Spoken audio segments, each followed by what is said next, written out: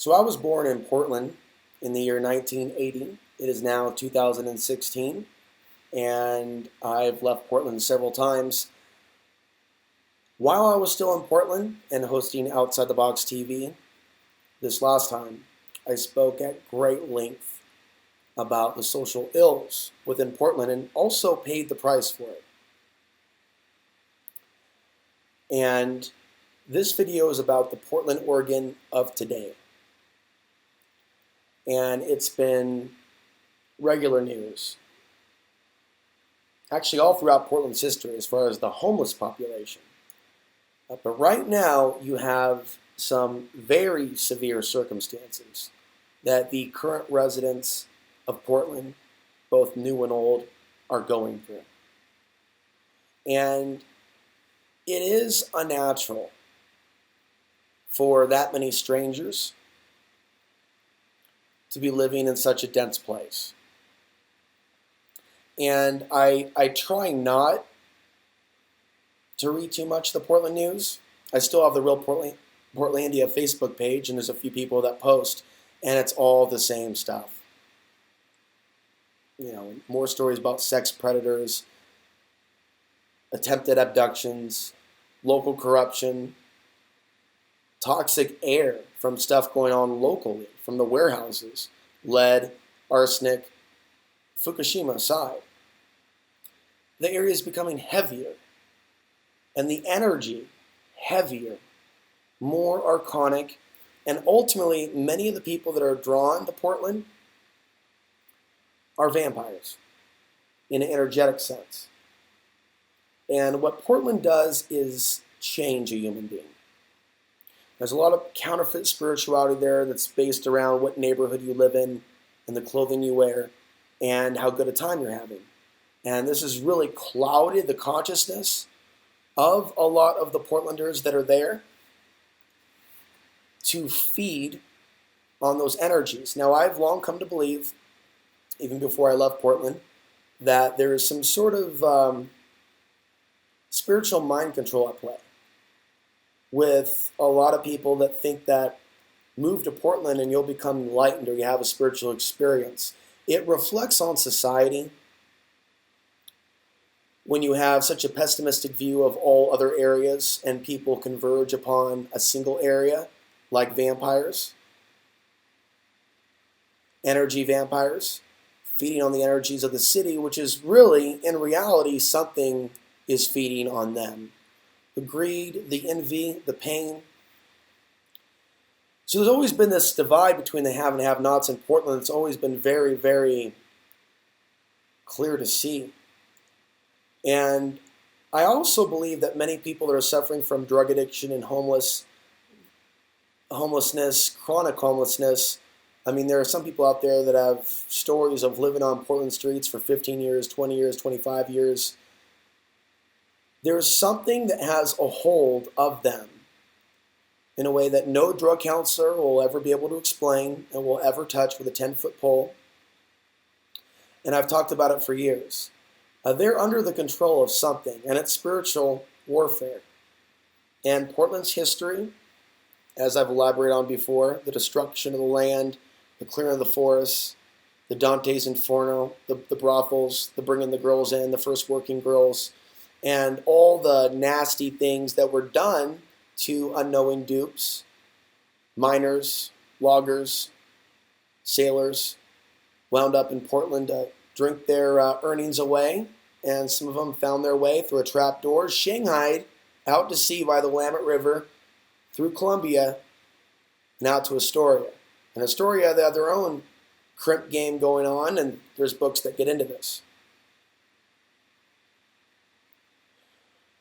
Generations of Portlanders have been affected by that same sexual, rape, domination of nature, have and have not, slavery, intoxication, energy. And it's also on a certain part of the planet where some people perceive that there's some spiritual energies going on there through the mountains. But from also my travels, I can also see more clearly areas that were somewhat pristine that have some sort of a portal energy. When you have other energies come in and they take advantage of that energy and they twist it and they invert it for their own personal use, their own selfishness, their own greed. And they use that energy and frequency to walk over others in a do as thou wilt fashion. The energy in Portland just mounted and mounted and mounted from all of this. A great disaster at some point, and I've warned for years, I believe is coming to Portland. And it's going to be multi-pronged. I now speculate that a lot of people, I've actually thought this for years, have been karmically drawn to Portland to be there, to experience what actually some could call a zombie apocalypse. And there's actually a reason why a lot of the nihilist youth there that mutilate their bodies and their ears, if you look at the art, and I've seen a lot of the art in the Portland bars, it's a lot of macabre, demon, zombie, cannibalist themes, believe it or not, along with the pentagram and the skull and bones. And while I've been gone about 10 months, the experience of that last year still holds very, very strong. And feeling all of these new residents to Portland that aren't from there, that weren't from there, with their attitudes and their arrogance and their tribalism. You know, it's very strange to constantly hear about white genocide when Portland has been overtaken by a particular demographic. Not to make anyone feel guilty, but reality is reality. And you do have people in this day and age that prefer to hire people that look like them. And if you look at the cliques within Portland, it's like a sea of biology of some of the people from the same part of Europe. And people go, what's wrong with that? When people in a hive mind take over an area and you just become completely oblivious to the area that you're going into, and you create your thing, and there's no sense of, well, I had to work all that. Well, it was much more expensive in Los Angeles. It was much more expensive in New York. And I was talking about this in another video about it being vampiric, our very economy. And so, you know, people are vampired on when they move to Portland and they pay the high rent. And then they become a different person, a colder woman inside, a colder man inside. Now they may march down the streets. They're a modern woman with their smartphone. They're a modern man with their Audi. But they're more like drones coming and going that actually themselves haven't really felt the brunt of what's going on with our economy. Because at the moment, they're on the other side of what some of us know as homelessness or the home-free lifestyle. And I'm just staying somewhere temporarily for a week, house sitting. I remember that last year in Portland, after 10 years of being on the air. No offers for jobs, no offers for house sitting, and then seeing the epidemic of homelessness around me, and there's just this widespread us versus them. Those with homes in any neighborhood, period, versus those that are sleeping in their cars and assumed to be mentally ill for daring to be in Portland during a time where people are moving there with money. So people are seen as extra mentally ill for not having what other people have. And you have people that have moved there that say, well, it's worse where we come from, so we can tolerate this level of human suffering in front of us. We can tolerate this. Oh, this is nothing compared to where we come from. But what gang activity? What human trafficking? What alcoholism? What human degenerate activity? What strip clubs? It's not Vegas. Most people are so stupid, they don't realize that Portland's like, outside of a city like Vegas, one of the top cities in the nation for child sex trafficking, alcoholism, strip clubs, porno stores, divorce rates, and now gender warfare. With so many people that have been infected with this neo-feminism, which is the anti-good male theology. And so you see a lot of fringe groups in Portland that are very divisive. And then people wear the uniforms, and you have the PBR club. These are all energy constructs, is what's going on. These are micro collective hive minds. On a sexual level, Portland's well known now for being one of the kinkiest cities in America, spiritually speaking, because some people do have sex demons. And again, we're talking about a city that has a regular rate of number of occurrences regarding attempted abductions of 13-year-old girls. And actually in the 80s and 90s, there were a lot of little boys that were molested. And so you have people that are like, oh, I want to be open because I came from like a really controlling Catholic church and I hate God now. So I want to move to, I'm not talking about everybody. We have some people that like on the darker side, and they're like angry with the Creator. And they don't realize how religion does not represent goodness, the light, or the Creator. I mean, you don't have to be super intelligent to find your way to the Gnostic text and realize there's another version of the story.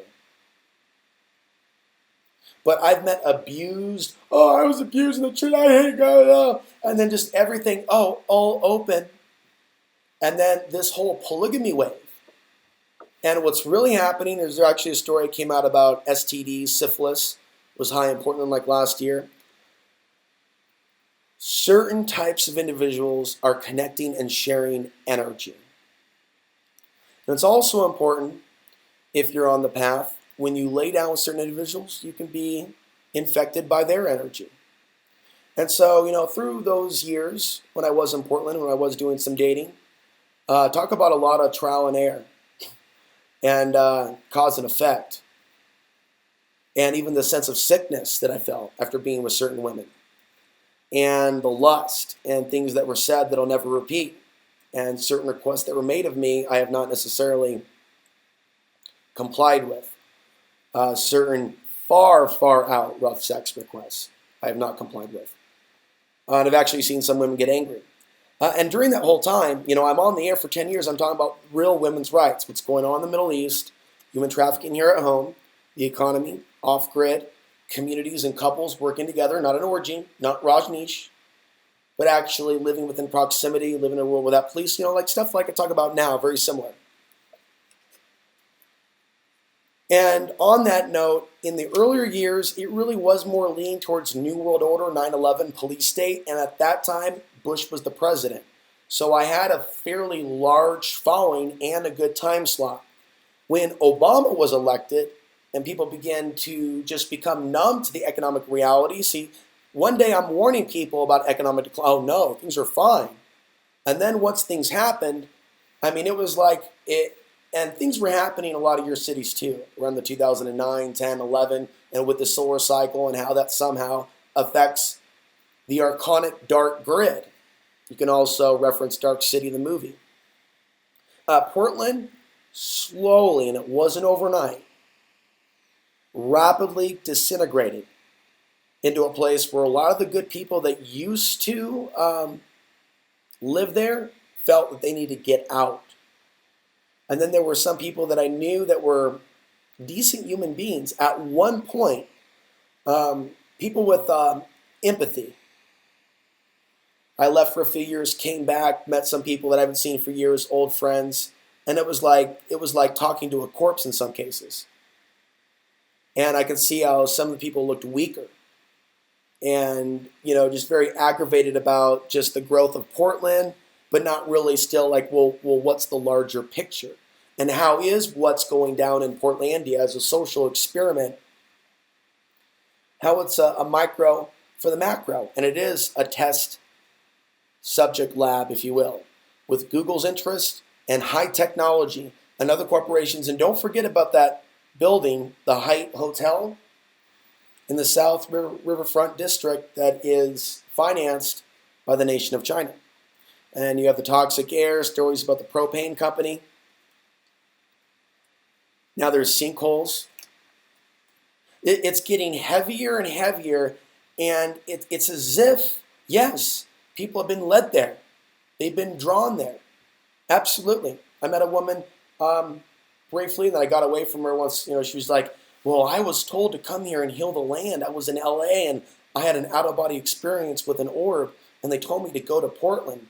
And there's a number of people that have had this mystical experience that they think is coming from the light ETs, having seen the archonic influence over female consciousness in Portland, Oregon, how long I've been talking about real issues and how long people looked at me like I was an alien, either in the streets or one-on-one when I talk with people about these things. I remember that one woman saying, "No, it's you that wants to hurt people and hurt women. You don't want to protect us."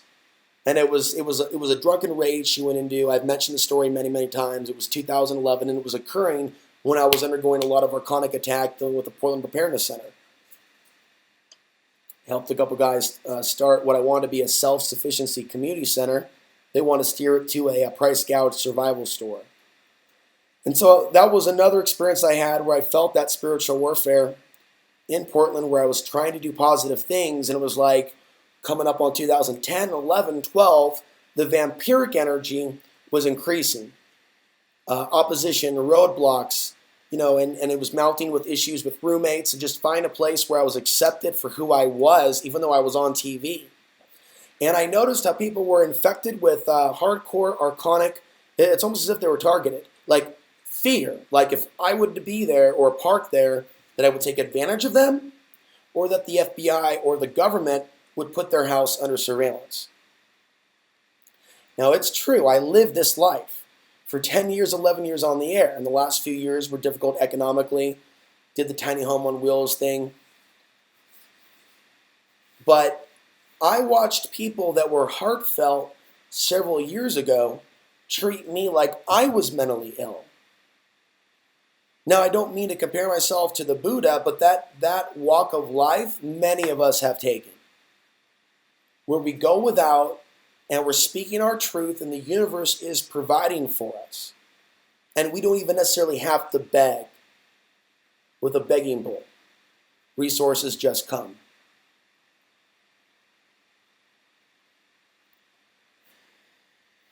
And I've had a lot of scary moments economically in my life. I've never fallen all the way over the cliff, never been homeless on the streets. Even during that period that I told you guys about, 1999, 2000, where I fell off the wagon, I wasn't homeless.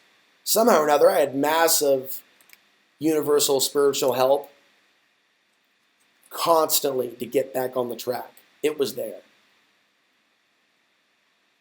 So for some reason, I was meant to come out of the womb in Portland through an Oregon woman, and to be raised in the Willamette Valley, and to see Portland in the different generations, and to know also through an older friend who's about 60 now, who was involved in Portland's underworld in the 70s and 80s. And yeah, he talked a big talk, but he also educated me quite a bit on the old Portland. So Portland's always had kind of a kinky human abduction, intoxication, major drug running port, criminal mindset, popular with those with a criminal mindset. At one point, Portland was kind of like a Wild West urban city without an overtowering Italian mafiosa to smash the little guys. So Portland had a lot of little guys with no Italian mafiosa to drop the hammer. According to my friend, though, there was some, mini wars in the 1980s. And he also went to prison for torching a crack house. Someone stole some money from him. He went into that house, I don't know with what weapons, but the things that he described doing to people, violent things, a claim of staking out the guy in his living room with 10-penny-inch nails, stripping him naked, fucking lighter fluid everywhere in the living room, and fucking taking off. That's some psycho, archonic, demonic shit. This person was a role model for years. I learned some good things from him. I learned how to punch through him. The circular motion that sometimes you see me do, and I'll do another video, I learned through him. And I also absorbed some darkness from him, which preceded the off the wagon period. Going over the rainbow to the other side, 2002, 3, 4, I'm getting involved in research. And my show, and I'm looking at things from a whole other lens. And I'm looking at Portland through a whole other lens. And so I can see now how Portland's had like these golden era periods, like, you know, the 90s and parts of the 80s, parts of the 70s, where people were moving there and enjoying it. And the 2002, 3, 4, and then other periods where it was really violent. Again, I referenced the solar maximum. I saw how Portland was directly impacted. For late 70s, the disco age and its impact on music and partying, and, you know, the underworld, cocaine trafficking. Moving the 80s, Miami Vice. You had, you know, the gangbanger wave in the late 80s, early 90s, not just Portland, but other cities, same time period. And in each of these solar maximum periods, which we're actually just coming out of, you see record overdoses in Portland. I think I read about more drive-by shootings, more sex attacks. So the archonic, demonic, vampire element in Portland during certain periods is magnified. It's magnified by the solar cycle. It's magnified by the vampires, the energy vampires that move in there. It's magnified by the good people being pushed out and no longer contributing to a good Portland, and Portland basically being overrun with the do as thou wilt club, which is Satanism, which is not devil worship. It's worshiping yourself. It's taking that 5-point pentagram, pointing it down, and getting power from the material world. Yeah, that's really spiritual. You're going to take a symbol and just, it's not how do we help people.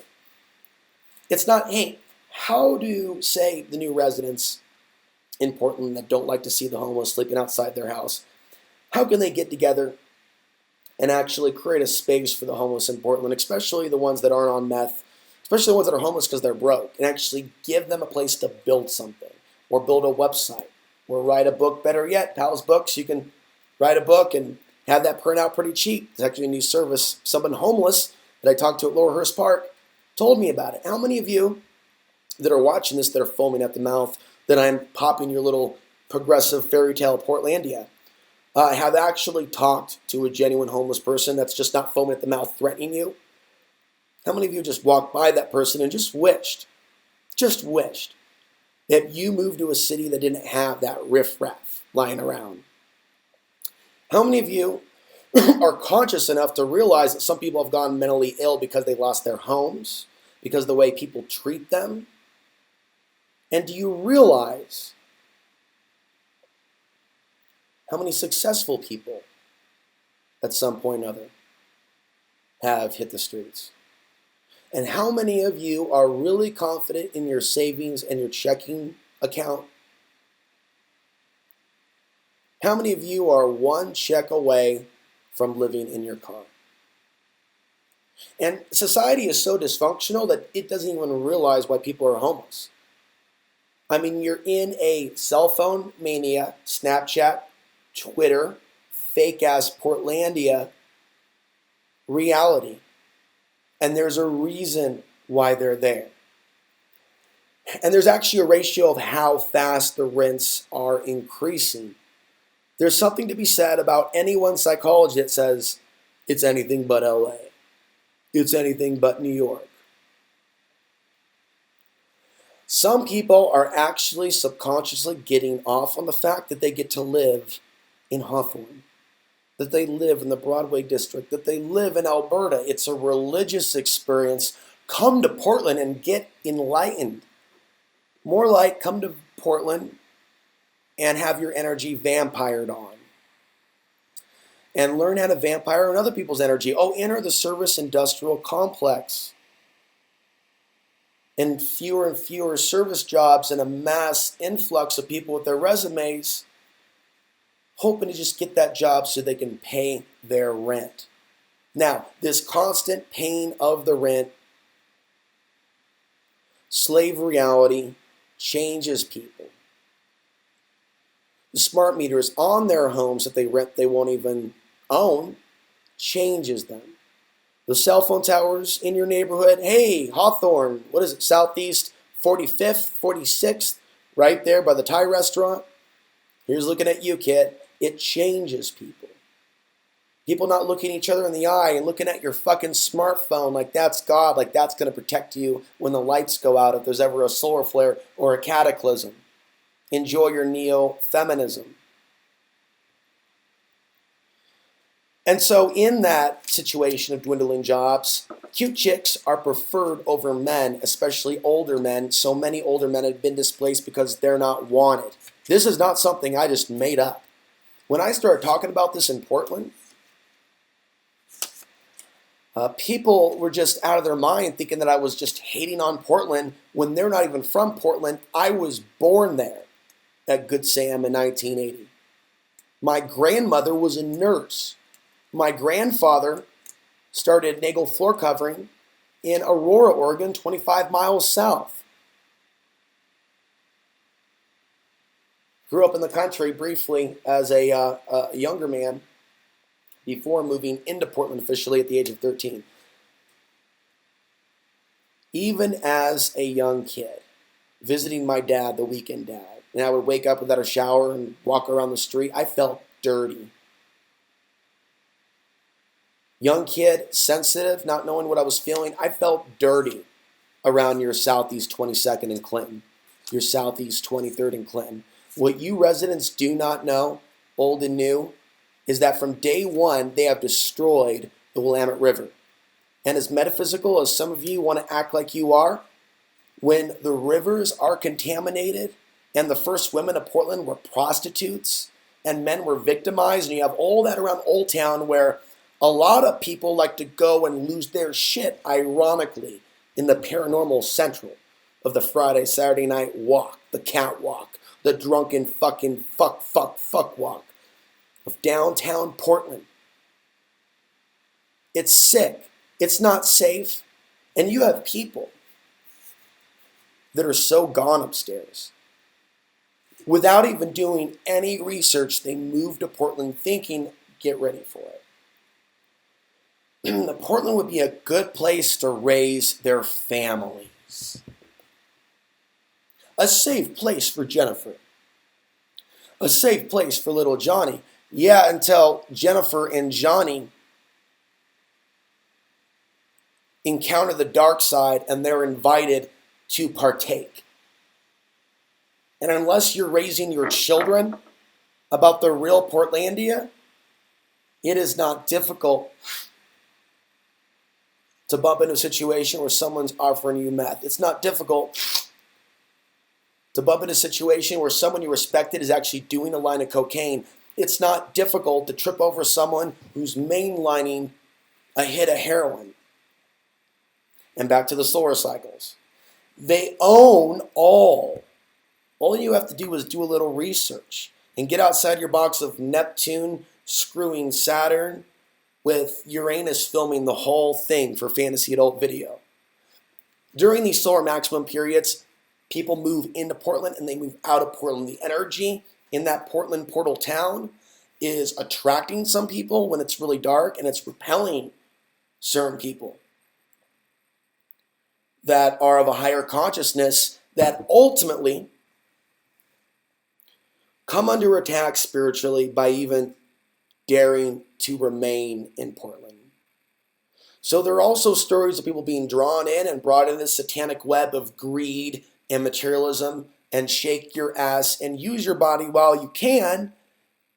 And then there's the other reality people that aren't doing that aren't playing games, that aren't cool just walking over some, body. They're just like, that aren't the types to walk into a typical bar on Belmont on 39th. What a degenerate place that is, actually 34th. Belmont Inn, yeah, great place. UFC on all the time. People drinking shit beer and acting a fool. There's tons of clubs where there's violence all the time. Being a bouncer for years in Portland, by the way, has been like a mainstream occupation. Now it's controlled by the police forces and the bouncers work with the cops. So you also have some weird corruption going on. But in the old days, when that same friend that I talked about would work at places like Flirts and deal with, 20 bloods, and he would every blow has to knock them out.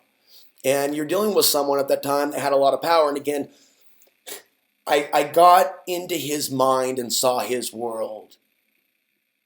And looking back, it's startling. Now knowing this man's life story, but also all the sadness and wreckage and broken bones. Portland is littered with stories of broken, lost souls drawn their energies vampired on. And I believe that there is a rotation of the guard spiritually when it comes to archons controlling certain regions. Literally controlling whole regions in a hive mind construct and spiritually attacking the real light workers, trying to bring awareness to their brothers and sisters. So I often see Portland as ground zero for a major crustal situation where there's a break-off and there's a lot of chaos within that. That chaos can be transmuted. It is something that can come to pass. People can grow consciously through disasters by coming together as a community. So for years, I've speculated on certain people being drawn to Portland for this big disaster, which will also involve the Chinese invasion after the 2020s, as I've been forecasting off and on since 2008. It's actually since 2011 and 12 that my focus has pinpointed 2025, that period of the peak of the next solar cycle. And by that point in time, the world's militaries that are staging this war will be ready to pull the lever. China's Navy will be ready. North Korea will be ready. They will be allies with China. Iran is in that mix, and you have Russia and other countries that are coming into the fold of the Eastern New World Order. Sorry if I just shared some stuff that some people weren't prepared to take in, but the whole time of this whole 11 years that I've been doing Outside the Box TV, I always brought down to how will Portland be affected based on where it is on the map. And knowing that certain West Coast cities will be a target. And since that time, I warned the Portland women and the Portland men. I have tasked the Portland men with protecting those that need protection. Because not only are we seeing more criminal elements moving to Portland now, I foresee a massive human trafficking ring that'll be based in Portland that may be connected with cartels, which may be connected with foreign governments. If there ever is an occupation of the United States, I consider Portland to be one of the least safe places in all this country, which is the opposite. It is the 180 opposite of what a lot of women are seeing in Portland. Reaffirming my concern that they're under some form of a spell. Okay. Whether it was through the TV show or spiritually. I talked about the woman who had the ET visit her and took her out of body over in San Diego, LA, and was told to come to Portland to heal it. I mean, this person had archonic energy all over them. And there's also a lot of fake news. This is a side topic on Facebook. And you're seeing a lot of people post fake news that actually isn't real. And these people have clearly had their intuition toyed with. And so women are believed to be naturally intuitive. But from what I've seen in Portland, recently I am seeing a cycle of time where there's been a massive drop in genuine, loving, nurturing, feminine energy, and a union between the sacred masculine and feminine, protective and healing forces and energies. Okay. Cities infested with porn, with people doing the Craigslist thing, not even realizing why they're compelled to go from partner to partner, hopping from cock to cock to cock, after, of course, they get the beers down to make the experience possible. Maybe throwing a little, can you fuck me up the ass? Can you slap me in my face? You know, the lack of love and cherishing of masculine energy that wants to protect the society. That is the number one thing under attack in the Portland, Oregon area. It doesn't matter what street it's on. It doesn't matter what part of town. The men that live there now are the men that will bend over backwards for the system as long as they can keep getting what they're getting, the energy. And in this vampire master-slave relationship, they're getting energy. In some cases, they're actually getting off. They're getting high from being in Portland. Knowing what it's like to leave Portland and go in, and you have a few drinks, literally a Portland buzz does take effect. You're like, what? Yeah, there's a Portland buzz that goes with that drink, that makes that drink unique when you ingest those spirits.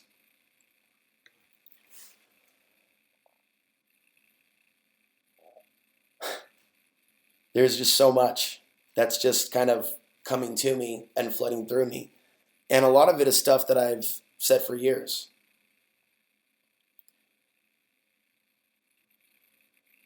And I said in the last year, the current Portland government might as well be called the Portland City Mafia. Terry Bean was arrested for having sex with a 13-year-old boy. We're talking about anal penetration by an adult. Terry Bean is Obama's top fundraiser. Terry Bean is close to the mayor, Charlie Hales. And Charlie Hales has been using the homeless to just generate more money for the city. Oh, okay, you have a $1.8 billion plan? It's white sensitivity training, whatever the fuck that is, where we're going to talk about having empathy for minorities. So the police chief and some other guy, maybe Wheeler, the mayor, they go golfing. You have HSBC, Criminal Banking Group, Portland, at least when I was there, their investment portfolio was going to all these multinational corporations. They're like, we don't do Walmart anymore, but you do HSBC. And then you have G4S Security, which is headquartered in London, and they have torture chambers in Israel and South Africa and other places. BBC does report on it. You have the city of Portland, so-called progressive city, doing business with well-known criminals. And I don't believe that the Jewish people as a whole are guilty of a worldwide conspiracy. The Israeli government, on the other hand, and what we call Zionism, that is also all through the Portland politics. There is a strong connection between Israel and Portland.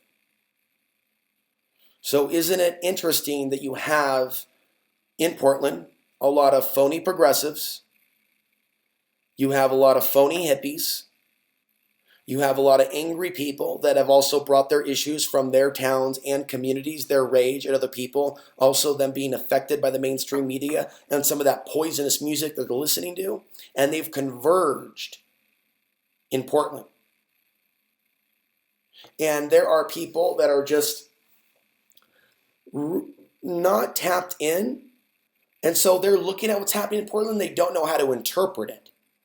They don't know where these people are coming from. They don't know where this is going.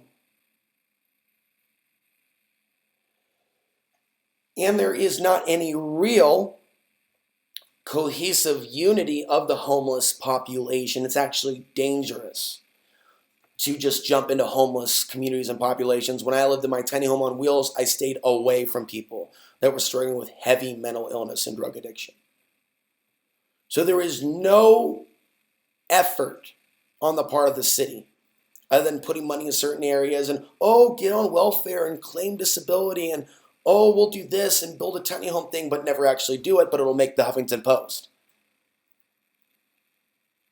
So Portland's got a reputation as a progressive, enlightened place that honestly it doesn't deserve.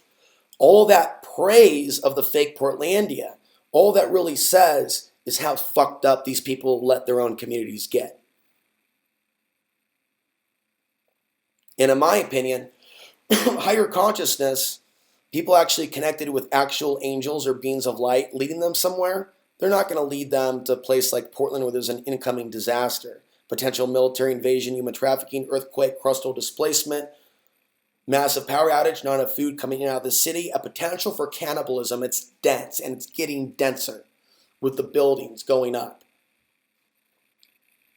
Instead, people being led by something more conscious, they would meet other people in a less populated area, and they would grow from that point on. And that's what I encourage people to do that feel disenfranchised from where they came from, the prejudice, the racism, the religion shoved down your throat, the pastor trying to touch your vagina, just all that and more. Don't bring it to a place where everybody's already fucked up on the streets. Think about what's the problem. If you feel fucked over by society and you think that society where you came from is a little bit fucked up and you go to Portland, you think that's normal? You think that's normal for a sea of rats to just be in a competitive, archonic, demonic, satanic, just anything to get high off of living in? I've lived all throughout. I've lived in every Portland neighborhood. I've lived on Hawthorne. I've lived on 52nd, on Clay Street. I've lived in my tiny home on wheels all over. But before that, North Portland, Williams Avenue, Lombard, Farragut Street by Lombard. Had a friend down in Selwood. I lived downtown at the Pearl Court. I stayed at the Joyce Hotel once during the Off the Wagon period of '99. I've been inside the Portland jail. I've been inside the Portland classrooms from high school to community college. I worked for Ruth Chris Steakhouse for 5 years, Fred Meyer for 3. I worked for Nordstrom for 1, worked for Safeway for 6 months, worked for Wendy's at the age of 16. Worked at Meyer and Frank. I have immersed myself in my youth in the Portland culture. I've gone to the strip clubs, I've gone to the bars, and I've worked downtown.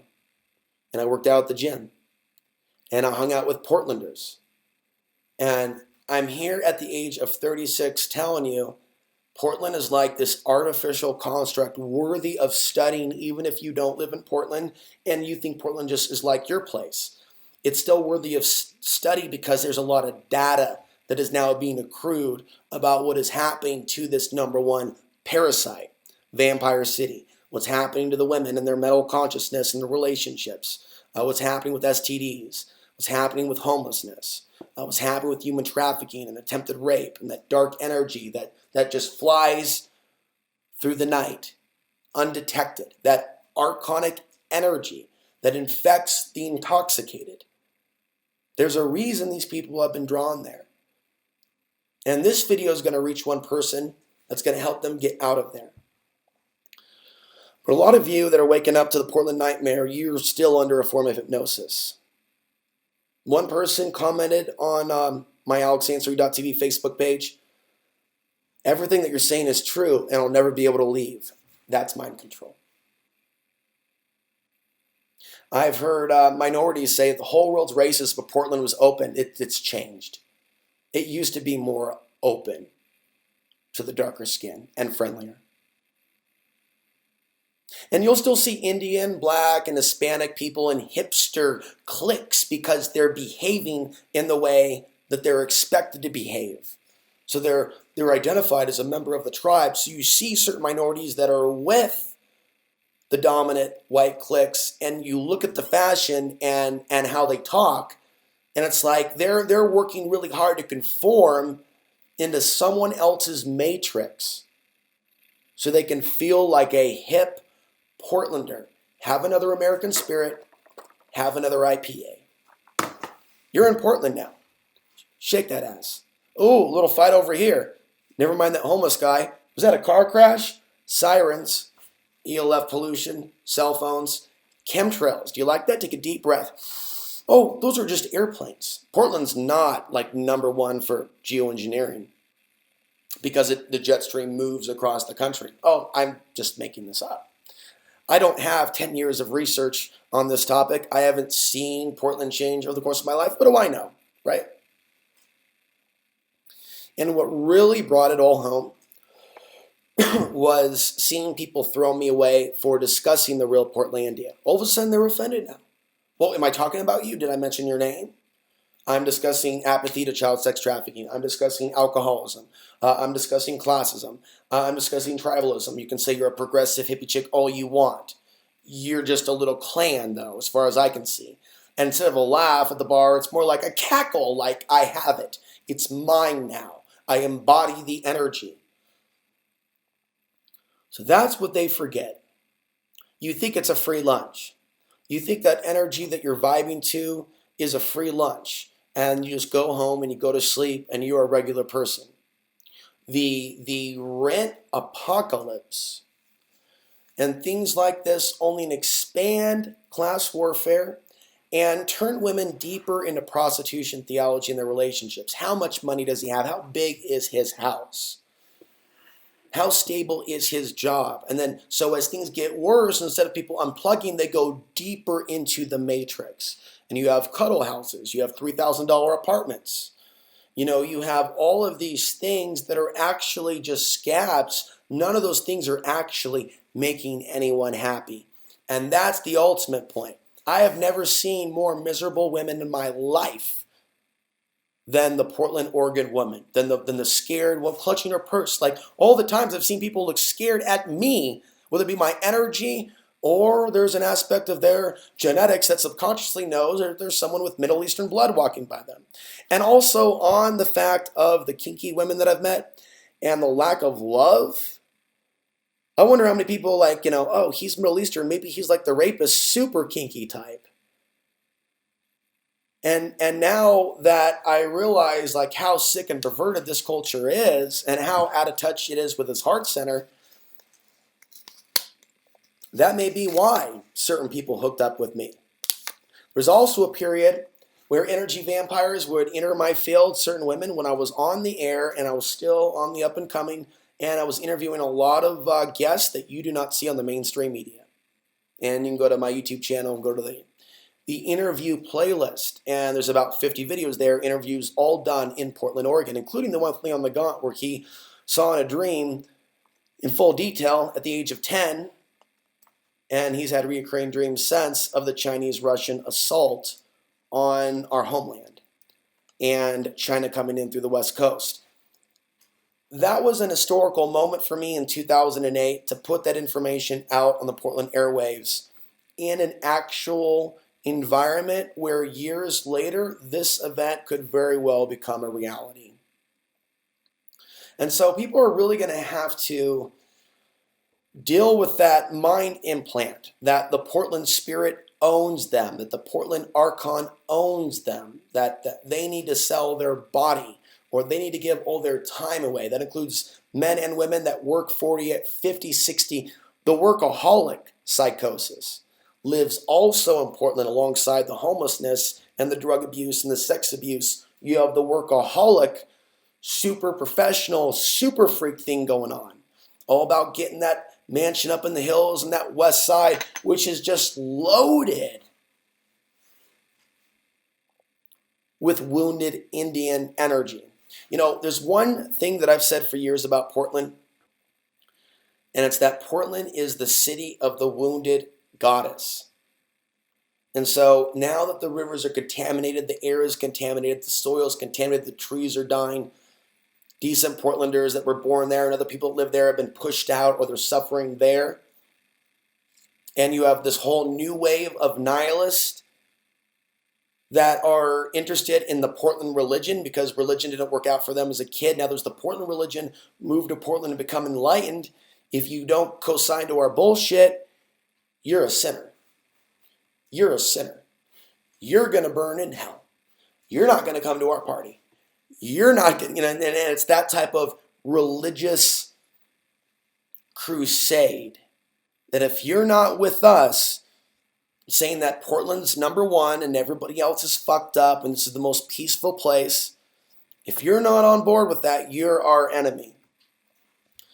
Portlanders showed me that was their mainline consciousness and concern, was the Portland utopia mythos. I did everything I could to pop that bubble, and I've seen the results, and they're not pretty. I pray that the Creator helps those that want help. I pray for those that want help escaping Portland, the Kirk Douglas movie that was never made, that they will find the assistance that they need. I would recommend rising above whatever pain you're going through. And I'm not suggesting you be me, nor should I be you. But you might want to consider what it means for your consciousness to actually be higher, to know what your power is, to know your freedom, and to be able to break through this wall holding you in this place that is set for disaster. You're asleep, Neo. And it's time for you to awaken. If you're new to my work, check out my Real Portlandia episode. Check out my Real Portlandia playlist as well at youtube.com/AlexAnsary. For now, it is May 1st, 2016. Alex Ansary here, coming to you from somewhere out there in rural New Mexico.